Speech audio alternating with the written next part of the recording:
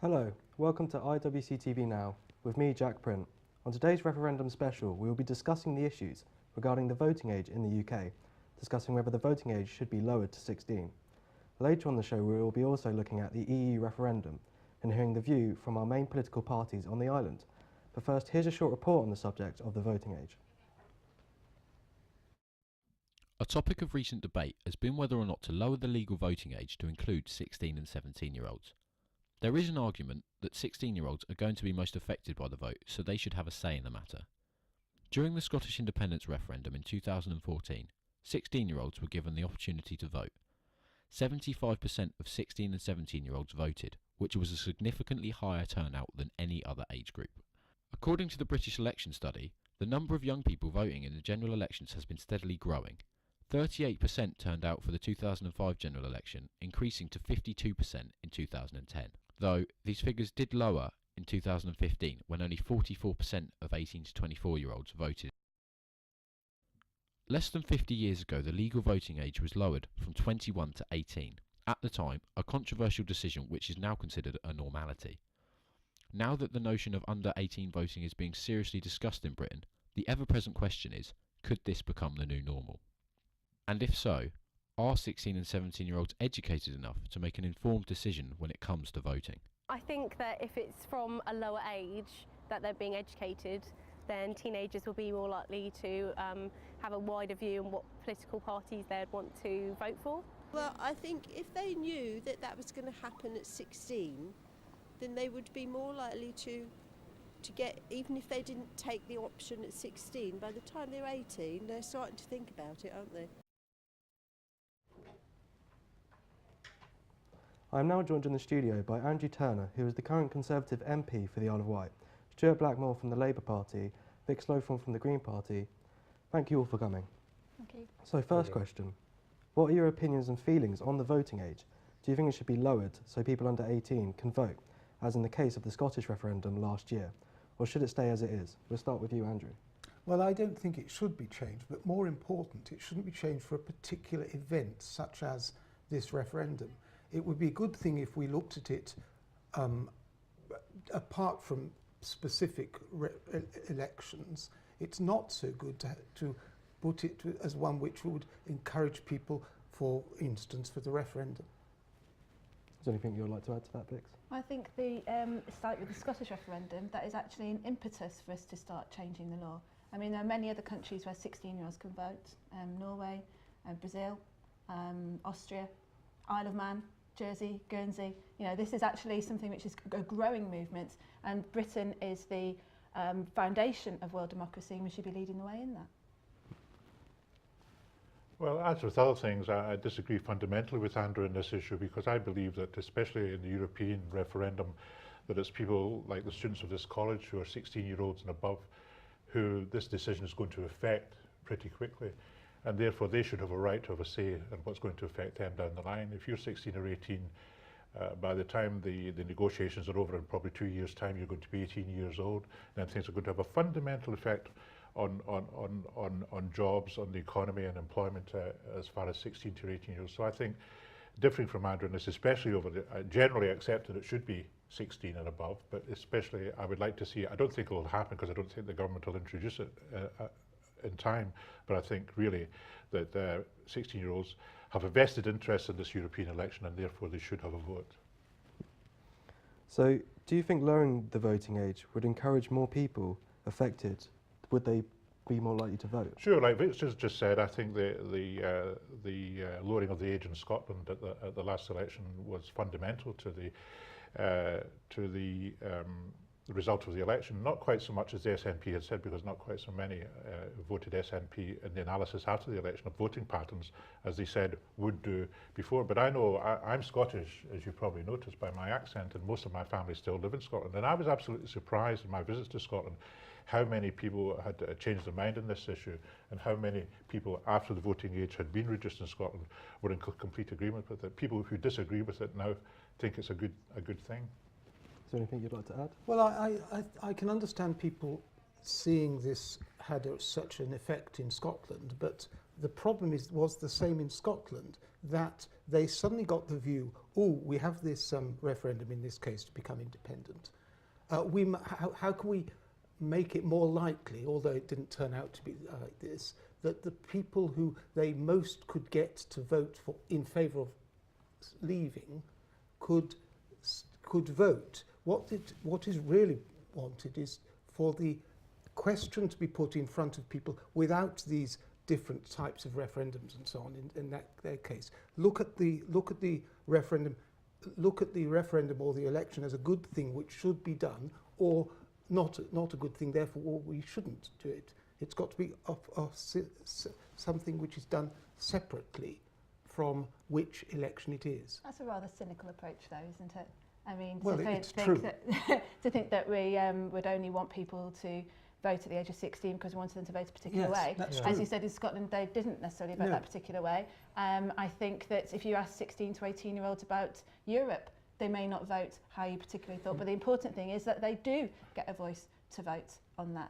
I mean, we've managed to dumb down or to even ignore the citizenship curriculum, which was introduced about 15 years ago, which is introduced to encourage people to actively participate. We're starting to do that in the Education White Paper that was revealed this week about getting more sort of national citizenship award and encouraging young people to get more involved. What's the point in doing that when you then say, oh, well, you've got to wait another 2 years until you can actually actively participate? You need to have that progression, because 18 to 24-year-olds, as you can see, are the least likely to vote because they've left home. You know, registration of voting, that's a real concern at the moment. It's also interesting to listen to Andrew's argument when, in fact, Ruth Davison, who's a leader of the Conservatives in Scotland and some tout as a future Prime Minister of the United Kingdom, if it's still united by then, of course, now says she's a fully paid up member of the Voting at 16 club, whereas before she was very cynical about it. Before the referendum in Scotland, she was extremely cynical about it, but now she's a fully paid up member of the club. So there's hope for you, Andrew. You might come along. I know. Oh yes, I'm prepared to accept that. So with more than 50%, hold on. There are quite a few people under the age of 18 in our country that know a lot about politics and wish that they could vote. Do you think this makes the system unfair in that sense? I think there's something like 1.5 million people who are disenfranchised at the moment, and a lot of these people I know from my membership of the Labour Party. I joined the Labour Party when I was 15 years old. It was called the Young Socialists then, of course. But even now, on the Isle of Wight, we are gaining in membership. So there's a hunger there with young people who want to be engaged with politics, and this is part of the engagement. I think that they're having a vote. They're entitled to join the armed forces, they're entitled to get married, they're entitled to do all sorts of things which deem them to be adults, but they're not allowed to vote. I think there's a great cut-off there somewhere. But I don't think it should just be aimed at people who are already interested in politics. The whole point is that we want to get more people interested in politics, isn't it? So it's not just about those people that want to but can't, but it's about having that conversation with 15, 16, 17-year-olds, and it's just been a natural way of discussing things and not just limiting it to you know, less important discussions, shall we say. So how would the... wait, hold on. Questions have been mixed up. Why do you think it's taken this long for younger people to have been considered to vote? Why was it not done years ago? You could ask that question about the right of women to vote 100 years emancipation, ago, couldn't you? the These things happen when, like I said, there is perceived to be a need for it, and this is why I do think it's important that we had considered this, you know, 6 months, a year ago about the EU referendum, because we knew it was going to happen. You know, we didn't need to have that in a very brief discussion. It did need to be tabled properly and thoroughly discussed, but we should have done this a lot earlier than that. You're right about that. It is almost too late to introduce this for this forthcoming referendum. I don't see it being too late, Andrew, but I think there's a catalyst, as Vix has just said. It happened with the suffragette movement and emancipation of votes for women at the beginning of the last century.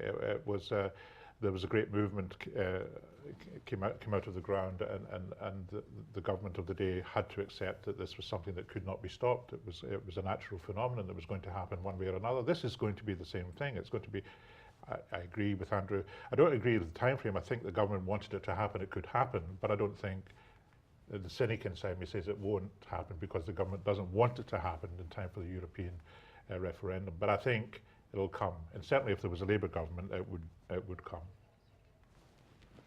Okay, so do you think if the voting age was lowered, it would make more people that age, you know, want to vote? Well, actually, I was rather struck by the figures shown in Scotland, which were 75% of people 16 to 18 did vote. Actually, I seem to remember the national percentage who had voted was more like 85%. In other words, there were fewer people 16 to 18 than 18 plus. So, ending this, what would, with a simple yes or no, do you think lowering the voting age would benefit Britain? Absolutely yes. Yes. Not really. Okay. So, some interesting views there. So now for our next story, we'll be exploiting the topic of the EU referendum. The vote, which will take place on the 23rd of June this year, will allow the British public to decide whether or not the UK should leave the European Union. As before, our guests will be giving their views on the hot topic. Before that, we have Connor Keeble with a report. During the 2015 general election campaign, Prime Minister David Cameron announced he was going to implement a referendum regarding on whether or not Britain should stay in the European Union. This referendum has been regarded by some as one of the most important decisions made in recent memory, as both staying in the EU and leaving the EU could have different effects on the United Kingdom. According to the latest opinion polls, the British public seems split on the decision on whether or not to stay in the EU or to leave it, with the percentage being almost 50-50, making the outcome of the vote a tough one to call.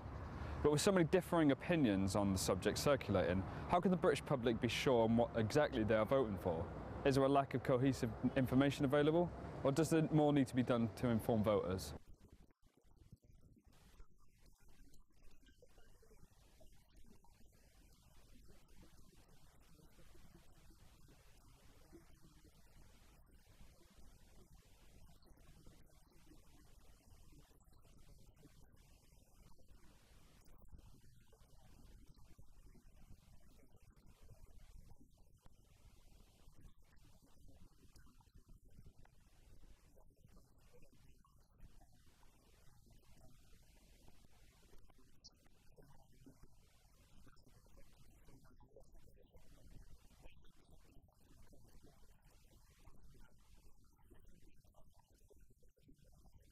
Supporters of Britain's exit campaign argue that the UK will have better border control, limiting immigration to Britain.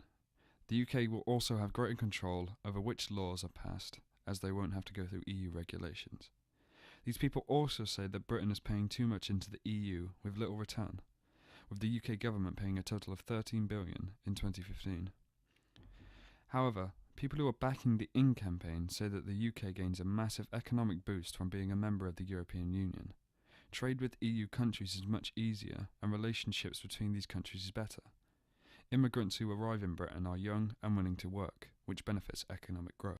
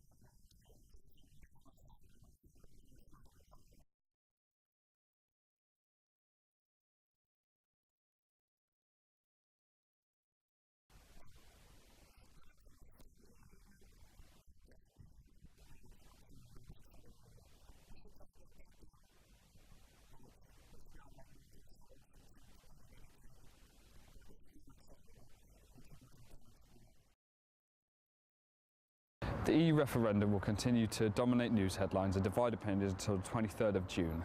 Connor Keeble, IWC TV Now, Newport. Again, I'm joined by Stuart Blackmore, Vix Lowthorne and Andrew Tanner to discuss their views on the matter. What are your opinions on the Britain leaving the European Union? Is it a good or bad idea? Vix, you can start us off. I think it would be a bad idea. I think that we're not prepared fully for the upheaval and the difficulty with jobs, with the environment, with all those serious issues that would happen after the 23rd of June. I think that the EU exactly needs reform, but you can't reform it from the outside. If we leave, that's it. We cannot reform it.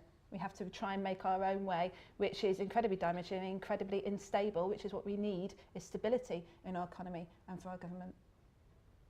there anything you'd like to add? Yeah, sure. I entirely agree with what Vix has just said. I'm very avidly pro-European, but perhaps coming from a slightly perspective, being a member of the Labour Party, I think there are very, very hard-fought concessions that are enshrined in the EU law that if we come out of the EU with regard to employment, workers' rights, the Working Time Directive, working mothers, children, welfare benefits, all of these things, if people like Boris Johnson and Michael Gove have their way, who are, I don't think would be stretched to say that they're on the right of the Conservative Party. I think that these people are waiting with scalpels to take a knife, to use a well-worn metaphor, to all of these laws. And I think that the people who are going to be suffering are the people who can least afford it. People are suffering enough at the moment with the welfare cuts and everything else. But if we were to leave Europe, I think that would be as nothing compared to what would be coming down the line.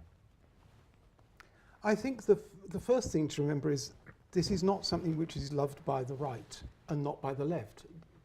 Members of Parliament like Kate Hoey are in favour of leaving the common market in exactly the same way. And what we've got to understand is this would give our people in this country the right to make their own decisions.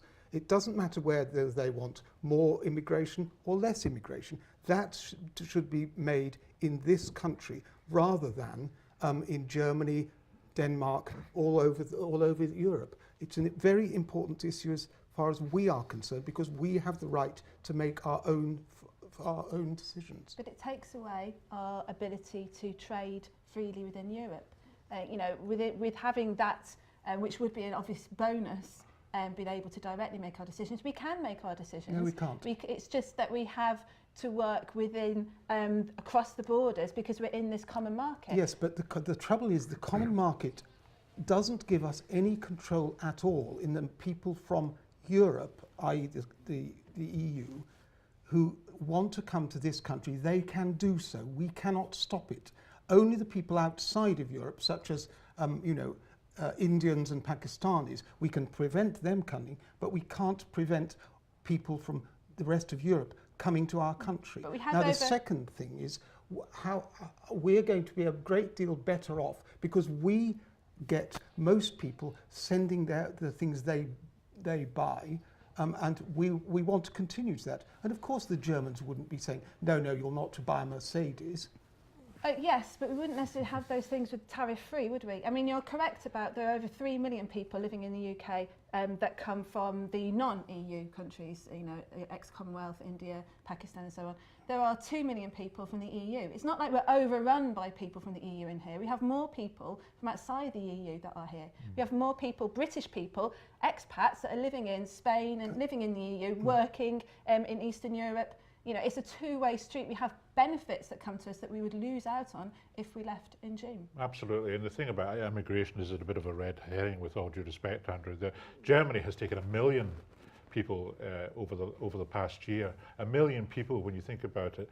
We've taken in the low thousands to the teens and the thousands as far as immigration is concerned. But as far as tariffs and everything else are concerned, if we leave the European Union on the 24th of June, which would be the day that it would have to be announced to Parliament after the referendum, and a successful no referendum on the 23rd, then we have 2 years in which to negotiate. Now, we have 2 years to negotiate with 27 countries against us. What are the benefits of that? How are they going to? They are in the strong position of 27 against 1. And it's all very well saying, well, we're not going to stop buying Mercedes or BMWs or whatever. That may be the case, but how much are we going to have to pay for it? What are the tariffs that are going to be involved in these things? The answer would be a maximum of 3%, because there is a limit to the amount of tax any country imposes such things by when we come out, just as there would be if we were importing stuff from Canada. If you imagine, like you're saying, Stuart, on 24th of June, and you are a business leader in this country, you know, on the island, GKN, BAE, you know, would you want to stay here with that instability hanging over you for the next 2 years? You would seriously consider moving your business. Well, it's a very important point, especially with regard to people like Siemens, Plessy, GKN, GKN is owned by an Italian company, Yes. Augusta Westland. Now, are they going to retain what is a workforce of 12 or 1,300 on the Isle of Wight if this were to happen? We have to wait and see. Nobody's telling us. The government's not telling us. Augusta are not telling us. Everybody's waiting to see. And this is what causes the uncertainty about this. People just don't know. I went to a meeting last night, and people in the room, there were about 80 people there, and it was about a third to stay in, a third to go out, and a third who hadn't made their minds up. Now, at the end of the meeting, it was still a third, a third, and a third. People hadn't made their minds up yet, and this is where the confusion arises. We don't have very long to settle our minds on this issue. My mind is settled on it, as you two minds have probably settled it, but there are a lot of people out there who don't know what the hell's going on. I agree with you. And I think that's linked into what's the turnout going to be? Who's going to turn out and vote? I think that's what the result is going to be based on, is who turns out and vote. And we know, and you can see from your VT there, that there is a strong out group of people who firmly believe, and if it's raining on the 23rd of June, they will go out and vote. And I do urge people who have reservations and are concerned to make sure that they do vote on that day, because in the same way that we can see in America with Donald Trump and people are going out and voting and he's motivating people, there are people who are motivated by Nigel Farage, by Boris Johnson, by Michael Gove to vote out. And if you don't vote and just let those people vote on your behalf, we can see the turnout, a low turnout, mean that we will vote out of the EU. Okay, so there's a huge range of views there. So with one last question, which would simply be a yes or no, do you think Britain should stay in the European Union? Yes. Yes.